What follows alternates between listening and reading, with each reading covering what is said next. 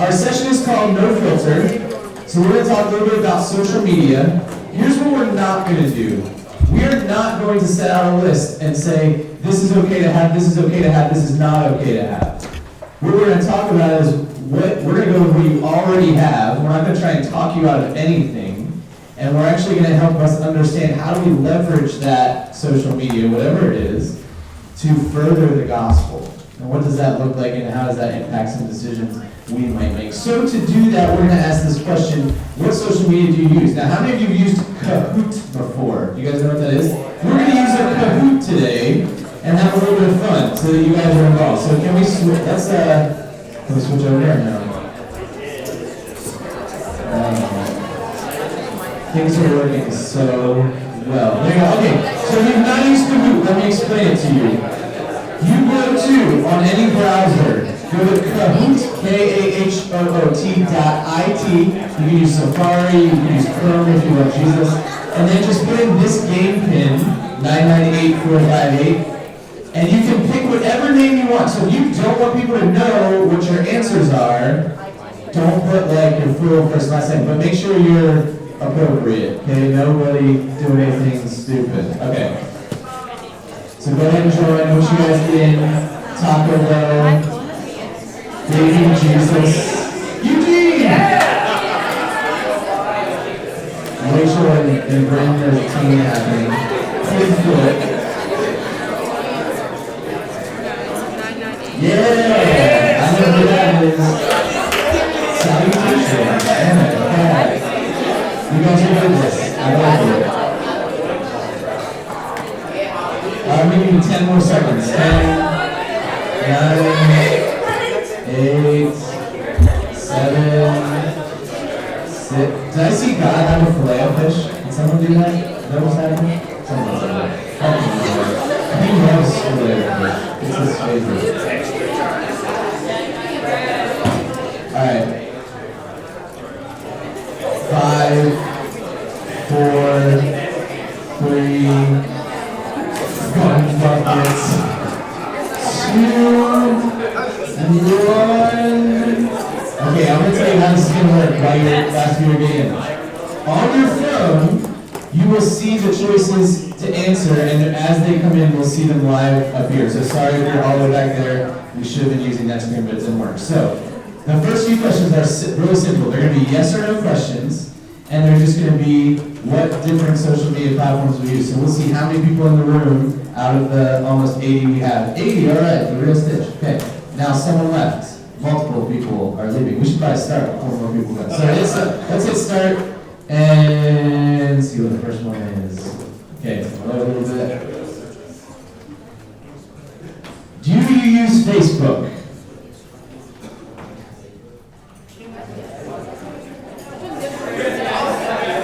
We'll give us 20 seconds, and then we'll show us the results. 7. It just shows what the answer is when you get it. 3, 2, 1. Alright, so it's almost split. So yes was 43, blue was no, and it was 35. So just a little more than half. Let's go to the next one. Do you use Twitter? Oh my God.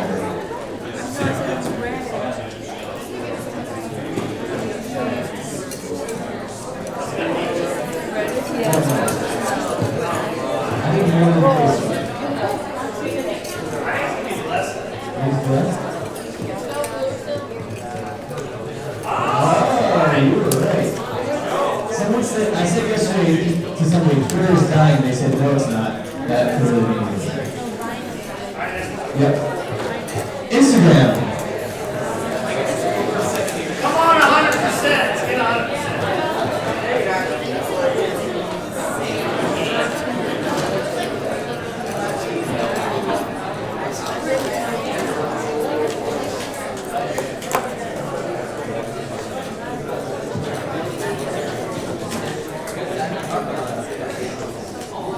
Oh, 16 of you know. That's right. That's not really. 60% though, or 60, that's good. Alright, next one. Snapchat.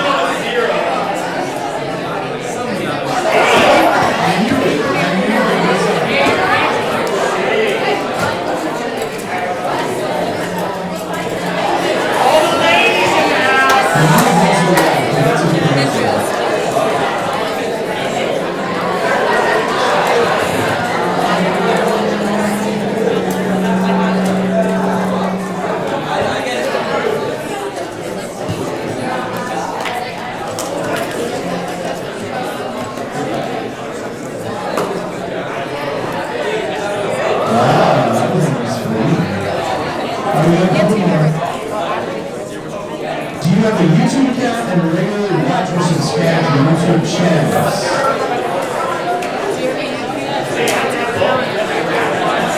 I think you have to have them to subscribe.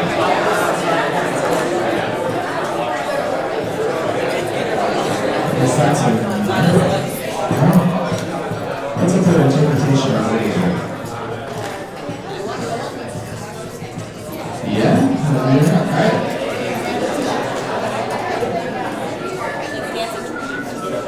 Periscope.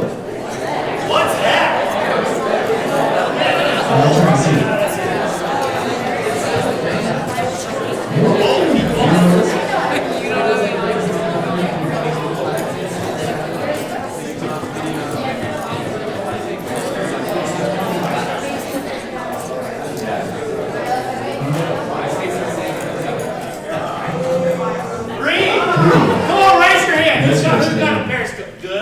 There we go. How many of you didn't know what it was?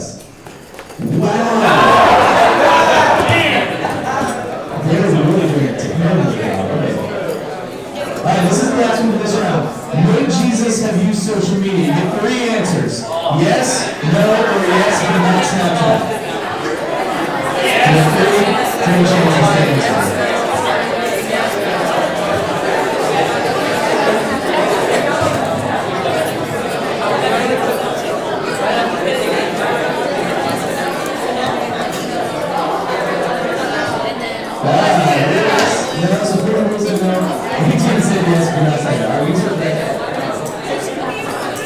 So that was just kind of fun to make sure you guys are involved. We're going to use that again a little later, so don't exit out of it. We'll come back and do some more questions later. But we just wanted to see what kind of stuff you guys use, and we wanted to address that topic of would Jesus use social media? Jesus, in some very interesting circumstances that we'll see a little bit later too, has used in certain times things that seem to be a social aspect of his ministry.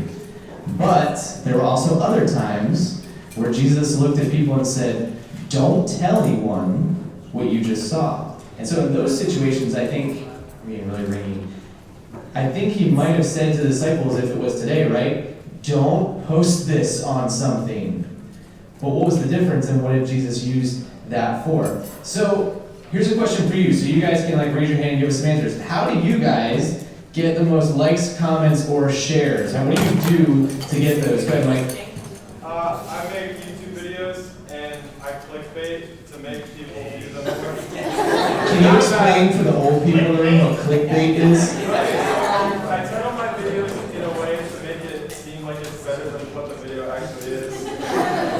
Okay, so It's not lying, it's basically lying. quick story, right? The other night, some guys in our room, do you guys know what a 24-hour challenge is? You've seen that on YouTube? If you don't know what it is, it's somebody trying to hide in a store or in a kid's play place or something overnight. They sneak in and they stay there and they make it. So this one was we get caught hiding in the McDonald's play place. That was the last 30 seconds of the video, and it was 15 minutes long. So the whole time you're just watching them go down the slide for ever.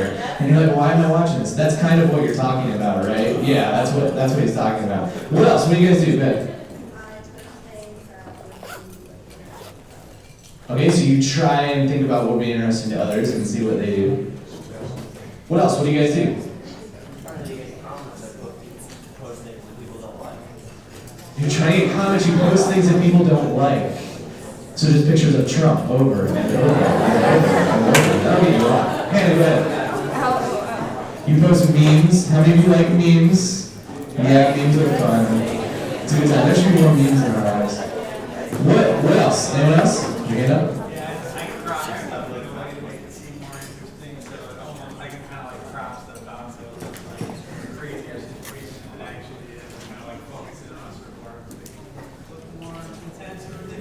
So if you were taking a picture right now and making a meme of us, you would crop Cory out, right? Would that be what you would do? I would just have the word LGBT. No, I'm not. You're just allowed it. That was an old man funny joke.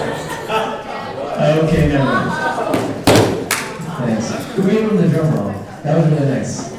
That person usually was Eugene, probably. Aaron? What do you do? What do I do? Yeah. I don't know. I just post I post a lot of pictures of my dog. I have the cutest dog ever, ES Feather, by the way, if you want to follow me, ES Feather. But anyway, yeah, I just post pictures of my dog, that's it.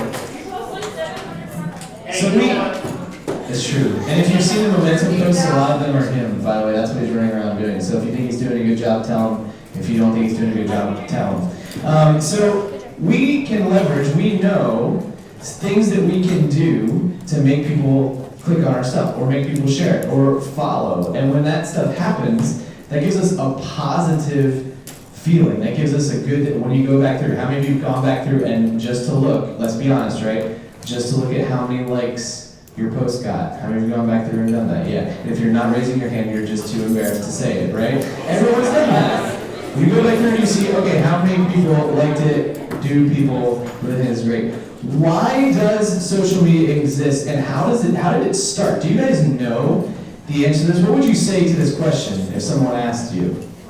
Why does it exist? How did it start? Good.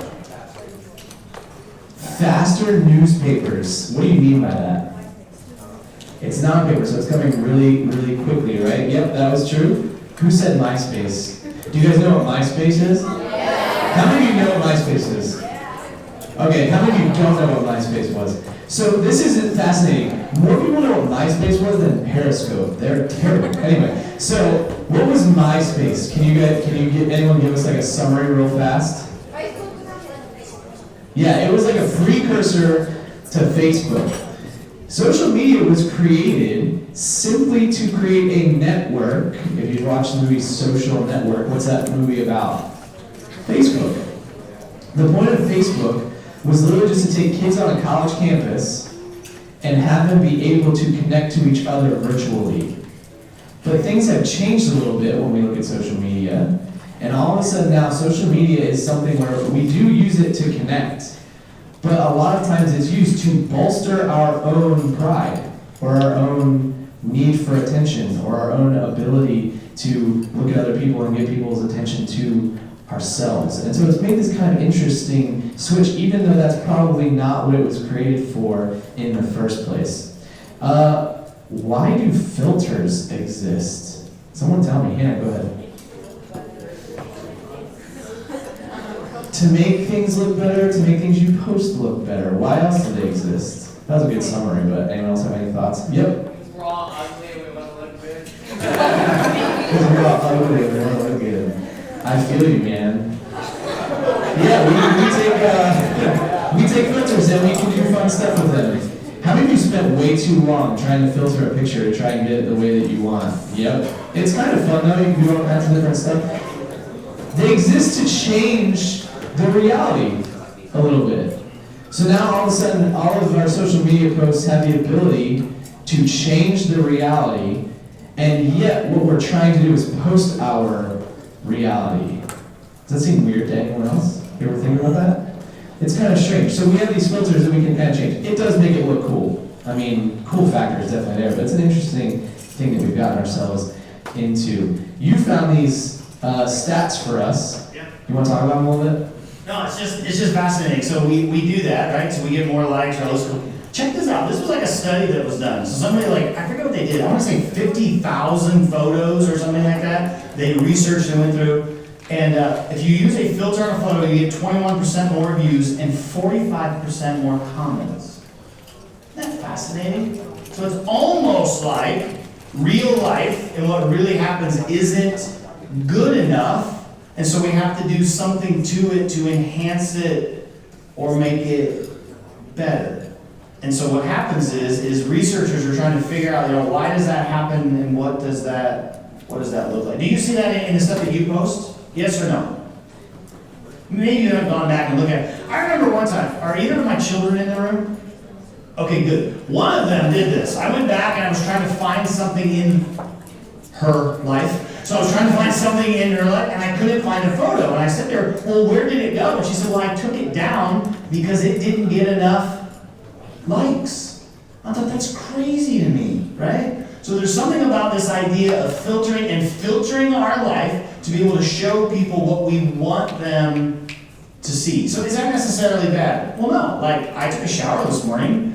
I like tried to comb my hair with a little bit of gray hair I still have, right? So it's okay to look a certain way, but the question is, what is the intent of our heart as we're trying to do that? Maybe that would be something you guys could try sometime, would be taking a picture, posting it without a filter, see how many likes it gets or comments or whatever, and then post it with one. Or do it the opposite, and see if there's a difference in what happens and see if these stats are true for you. Why do you think likes matter so much to people? Why do you think that that's a big deal in our lives? Someone that didn't answer yet. Someone who's not kind of waiting. Here we go, I got a hand. They want to feel wanted and they want to feel appreciated. Yeah, absolutely. Is it maybe it's a little bit easier, maybe agree with me or not. Is it easier to search for attention online than it is personally? What do you think? Yeah, I'm getting some nods in the room. It's a little bit easier to put yourself out there online, maybe than to try and do it face to face. So we have to understand this is not a bad thing. It's not a bad thing for us to be liked by other people. It's a good thing to have friends. It's a good thing to have people that we connect with. But that can come to an unhealthy place, and we have to think about that as well. Here's our goal that we want to talk about today, and we're going to go really fast to the end of this, but leveraging social media for the gospel. Now, I said that in kind of a big way. Basically, the way we want you to think about this is taking whatever social media you have and understanding your posts in a way that promotes Christ, that does not pull him down, that does not defame him, that does not put us in a position where other people would have a wrong view of Christ, but we're using it in ways that are positive towards him. Now that doesn't mean, right, Pastor Feather, he posts a lot about his dog Chubbs. If he just takes a picture of Chubbs and posts it online, is it necessarily moving the gospel forward? Probably not, but that's okay, right? It's okay. We don't need, every post doesn't need to be all about Jesus. But when we think about how we use social media overall, how are we using it and what's our motivation for why we use it the way that we do? We're going to go back to the Kahoot. You guys still have it on your phone? Here's what we're going to do. We took some situations in the Bible where Jesus was involved.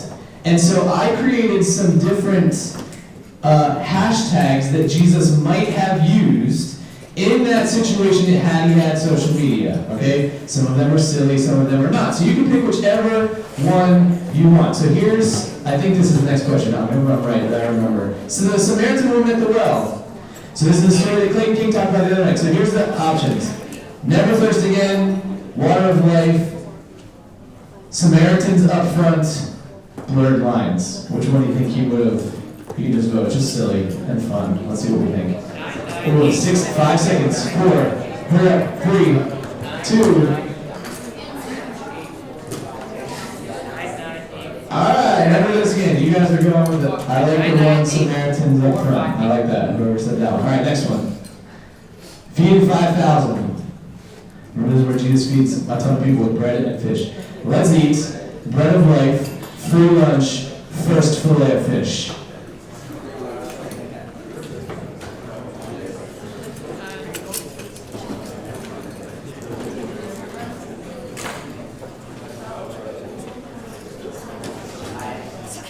And let's see. Bread of life. Alright, we're going. Here's my fillet of fish. How many of you actually like fillet of fish? Like 3 people. Alright, cool. Lazarus. So if you don't know the story, Jesus brings Lazarus back from the dead. Wakey, can't touch this. Welcome back. I said lazy, but Lazzy is kind of the play on words there. Or Tomb Raider. You guys know what Tomb Raider is? They just made a movie, not that one ago, so. Thank you. I like that one. Alright, yep. Jesus walking on water. Remember, Peter tried it too. So what's up? Who needs a life jacket? Peter needs a life jacket. Water skiing is going to be awesome.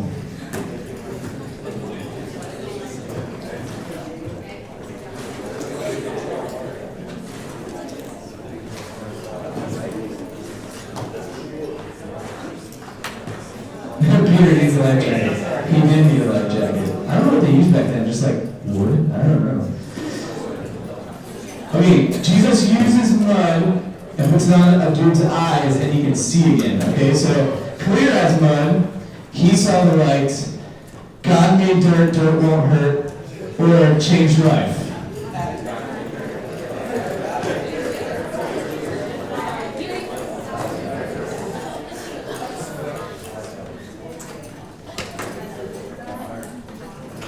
Yeah, God made dirt, dirt. Use that for the rest of the week somehow. I don't know how, but. And the resurrection, this is the last one. So Jesus rises from the dead. He's going to post it. I don't think I can tell you funny ones. Just paid in full, new life, empty grave, everlasting life. So you can pick which one you want there.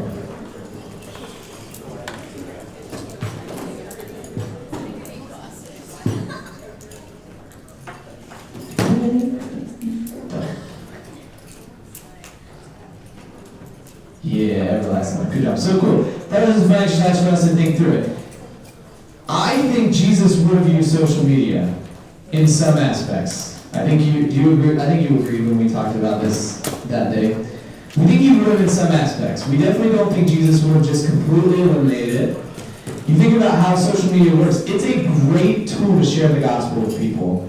It's a great tool to get the word out to people. It's a great tool to show many, many, many people something that's happening or how it's happening and what's going on. And so here's a question I want to give to you, and then we're going to give you some pointers on this. What are some ways that we can leverage our social media for the gospel today? So what do you guys think before we give you our ideas? What are some ways that you guys can do that?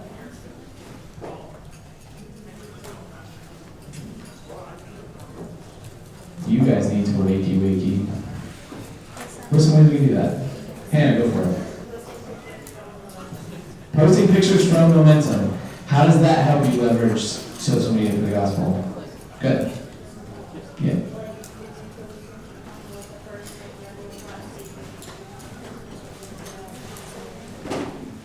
So if you have unbelieving friends and you're posting pictures from Momentum, you are inviting them to comment or think about or talk to you about what that was. And that leads you to be able to have a conversation with them about what Momentum was, why you went. It can be really easy for you to go, oh, it's just a trip with my youth group, and just leave it at that, right? Does that help connect them to the gospel at all? No. It opens a door, though, for you to be able to explain what it is and why you came. What else? What are some other ways?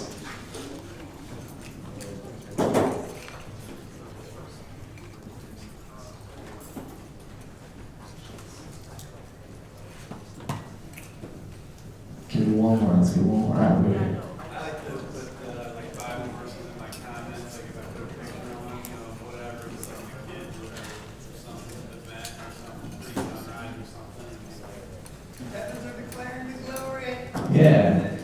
So connecting scripture to your posts and connecting that to an everyday life event that you have and how that works out. You got any ideas? All right. He has no ideas. Oh, it's so small. Okay, here's 5 ways that we come up with. Sorry you can't read it. An outreach post was the first one. Now we want to show you a video. Is that the next slide? There we go. So does anyone know who this is? Yeah! Who is it? Carson Wentz! Carson Wentz. He's a quarterback for who? Eagles! The Philadelphia Eagles. And he loves Jesus. So here's what he did just a little bit ago. He posted a video. There's actually 4 videos. We're only going to show you one. It's 1 minute long. And so he posted a video on Instagram, and this is the video we want to show you. Sinners, I don't want you to feel that guilt, that shame. You don't have to. Because I've already done it for you. I've already taken away all your sin, all your pain. And He extends grace to everybody. And it's just a beautiful thing. John 3:17, we talked about it at church this morning, and that verse that I've actually it's just been on my heart a lot as well, says, Jesus didn't come into the world to condemn it, but to save the world through Him. So for those of you out there that are struggling, feeling guilty, feeling the shame, feeling the condemnation from the world, thinking that God is condemning you because of what you've done, what you have done, and the mistakes you've made, don't believe that lie. Don't believe that lie. Because Jesus has broken all those chains. But take heart, because Jesus has overcome the world. So I just wanted to share that with you guys today. Hope everyone's having an amazing Sunday. I cannot wait for a couple Sundays from now until we're playing football once again, man. It's going to be an exciting year. Hope everyone has a great Sunday, and God bless all of you. So very direct. Yeah. Are there any Cowboys fans in the room? Good, because if there were, they should repent and turn from their sins. So anyway, this is very direct, right? Yes? I know, that was one bad thing. Don't do that. Maybe someone else is driving. He's like on the other side of the car. I can see his glasses. Shh, it's okay. He's not perfect, he just loves Jesus. So, very direct post. Maybe you would do something like this one day. Now he's got an audience that's very big, right? Because he's famous. Maybe you don't have that big of an audience, hopefully one day you do. But this is a very direct post. And a post like this, he's directly naming who God is, what he's done for other people, and sharing with them how they get to God and what he believes. And so that's the kind of post that you can use to get to people and to share the gospel with them. What would it be like though? Carson puts this up, and then like a week later, he gets pulled over for a DUI, right? And it makes the news. So it's interesting. So I think honestly, sometimes I wonder. I think about that even in my own life. And I don't have people that follow me. It's not that big of a deal, right? But is it possible that sometimes you and I might be nervous to do something like this because people are going to watch our life more? Right? It's possible. I'm not saying that's why we don't do it, but it's something for us to think about. So there's an outreach post. Or give me click the next one. This next one, 5 ways that stay away from shaming. Right? Stay away from shaming. I don't know if you saw that recently. There's this thing on social media. I saw like this lady. I don't remember who she was, but she was supposedly skinny and in shape and beautiful, and so she's at the gym, and so she ends up taking a picture of an old person that wasn't quite so young and beautiful and skinny, and she got crazy backlash for it, right? So we just got to be careful. What we think is funny, sometimes we got to be careful. Would we want somebody posting that same thing about us? They're like, ha, it's so funny, they have a stupid look on their face. But what if they were posting that about us? So there's something to think about leveraging social media, just staying away from anything like that. There's kind of no reason for it, and we would hate it if somebody did it to us. Cory, what's the next one? Likes and comments. I don't know if you've ever thought about this before. Because sometimes we're just trying to tell a friend that we appreciate them, so we just like their posts. But have you ever gone back sometimes and look at some of the things that you've liked? Now, it's a little bit crazy, because a like doesn't really mean a like anymore, does it? No, I mean, you're not condoning it, but what we end up telling other people that we like says something about what we value. It says something about what we value. So listen, you can still be friends with somebody and still not approve of what they do on social media. Because what happens is when I go through and I hit like on something, again, sometimes it's just pretty easy, right? If you ever get going and your thumb just starts going crazy and you start liking things, right? That can happen, but sometimes that can happen. And the same thing with comments. We just gotta think about the stuff that we go and we comment on other people's posts about. So maybe we're not shaming them, maybe we're not saying anything horrible, but are we condoning or saying that what they are doing is okay merely by the comments that we place in there? It's just something for us to think about. What's another one, Cory? Sharing and promoting other posts. So what happens is sometimes we don't shame somebody, or we don't make fun of somebody, or we don't make light of somebody, but we end up sharing it or encouraging other people to do it, and we're promoting other things. So what is it when somebody looks at your life over social media, what would they say matters to you? Right? Your cat, right? And so Pastor Cory said that a couple minutes ago. Not everything we post has to be Jesus, Jesus, Jesus, but it can be opposite of that. And I'll be honest, cats are kind of opposite of that for me. But anyway, who will I follow? Who will I follow? I don't even know which one it is. There's one, people even follow, it's like these fail videos. How many of you follow fail videos on there? Yeah. You know what I had to stop doing? I had to stop following some of those. And maybe you'll know why. It's funny, and then oops, there's a sexual one that's dropped in there. You ever notice that? Or something's funny, it's funny. And so I kept telling myself, well, when I get to those bad ones, I I won't watch them. I'll just scroll past it. But then I started thinking to myself, why in the world am I even following it? Is a laugh every once in a while worth putting something bad before my eyes? Even all my friends at school, or all the people that I know, they're going to be like, did you see that really cool skateboarding video? And when I say no, I'm going to feel left out. Let me tell you something. You would rather be left out than continue to pour bad content inside of you. Does that make sense? And you're like, well, the ones I follow, only every 9th one is bad. Well, still, isn't that enough to not even let it be a part of it? So, who it is that you follow? I think it says something about you. It says something about your character. Now, following somebody on social media is different than being a friend with them. But do you remember what Jim Brown said last night? You don't make friends what? Your friends make you. And so even in a social media context, who is it that I'm following and why? And what does it say about me? And if you're a Christian, it's not just saying something about you, it's also possibly saying something about who? Christ. I think it is. And so would I want Jesus to follow the same type of people that I do? Just something for us to think about. So there's actually, the idea of following is very prevalent in the Bible. We're going to run through these verses really fast. First one is John 8:12. It says, when Jesus spoke again to the people, he said, I am the light of the world. Whoever follows me will never walk in darkness, but will have the light of life. Now, it's probably just coincidence that the Bible talks about following a lot, and on Instagram you follow people. But I don't think it's as much of a disconnection as we might think. What we're following to, what we're subscribing to, and what Pastor Scott said, pouring into our lives is going to have an impact on how we live.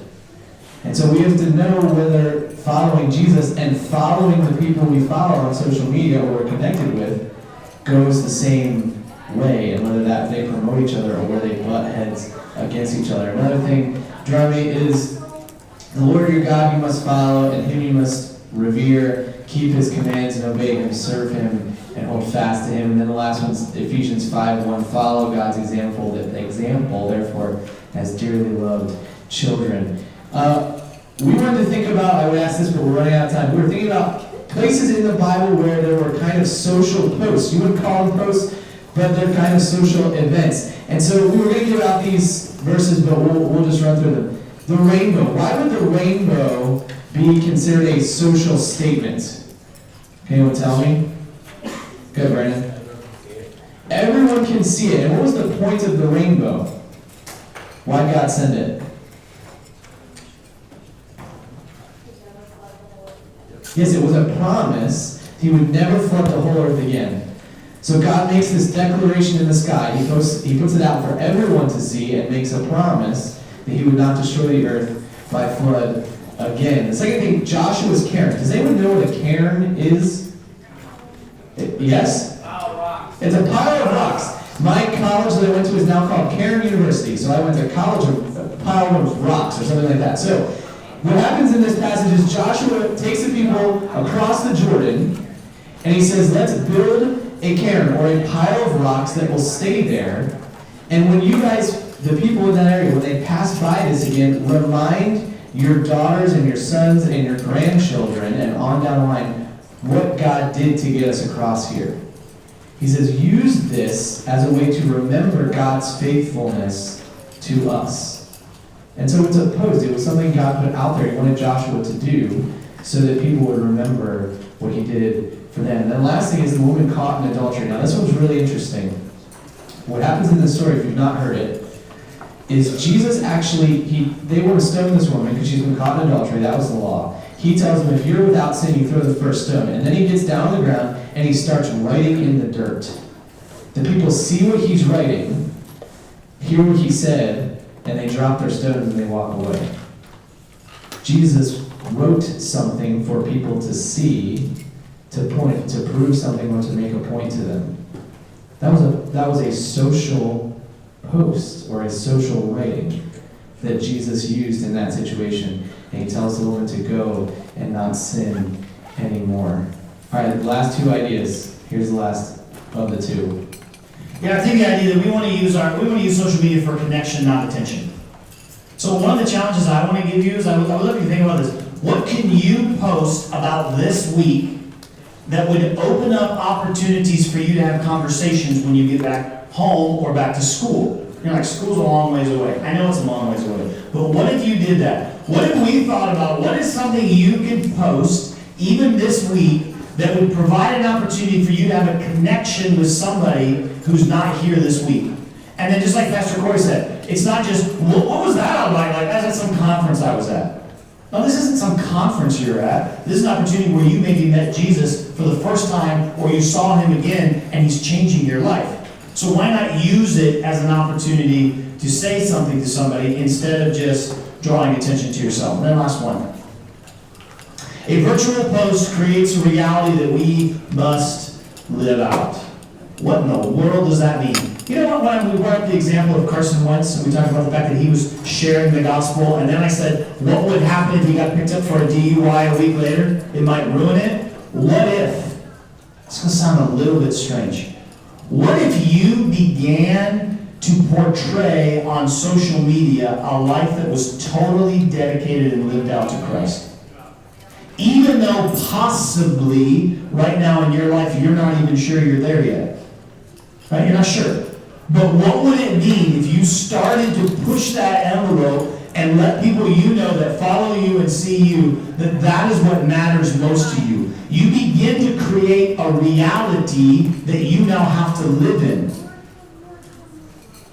You're now saying to people as loudly as possible, this is who I want to be, and now no one wants to be a fake. And so what might it be like for us to use social media as a way to say, this is how I want to live, and then we begin to find ways to live that out. So how can you do that, even this week? What can you post that's about connection instead of attention? Now here's the deal. You might not get as many likes. In fact, you may even have to put 7 filters on that one photo, and it's still not going to get as many likes. But when we remember it's about connection instead of attention, then our mindset begins to change.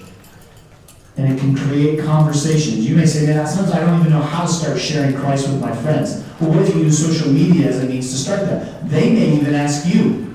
They may even say, what's up with all this stuff? You didn't used to post that. And you're like, well, something changed in me. And it can lead to conversation.